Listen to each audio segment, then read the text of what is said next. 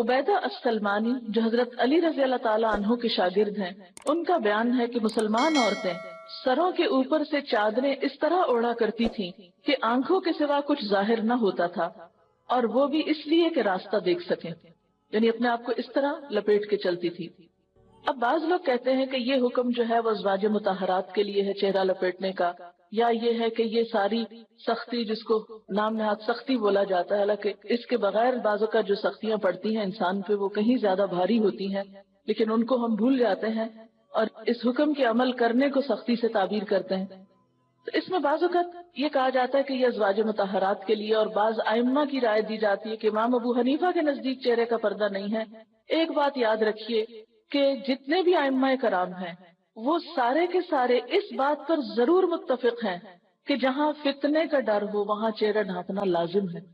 और जहाँ फितना न हो, तो जैसे हजरत आयशा की रिवायत है कि हम खोल लेते थे, फिर कोई आ जाता था तो हम ढांक लेते थे, कि मसलन आप अगर गाड़ी में बैठे हुए हैं तो रुख्सत और होगी, अगर आप सड़क पे चल रहे हैं, भीड़ में से निकल रहे हैं तो मामला और होगा। तो टाइम टू टाइम उसमें कमी बेशी थोड़ी बहुत हो सकती है, लेकिन ये नहीं कि किसी इमाम ने वाजे ये कहा हो कि नहीं है ही नहीं, ये नहीं कहा गया। यानी जितने भी ये जो चार आइम्मा हैं इनमें से अगर इमाम अबू हनीफा ने ये कहा है तो उन्होंने भी ये कहा है कि जहाँ फितना ना हो, जहाँ खराबी का अंदेशा ना हो, जहाँ औरत अपने आप को महफूज समझे, लेकिन जहाँ फितना हो और जहाँ मुश्किलात हो वहां पर किसी ने भी ये नहीं कहा कि वो अपने आप को खोले।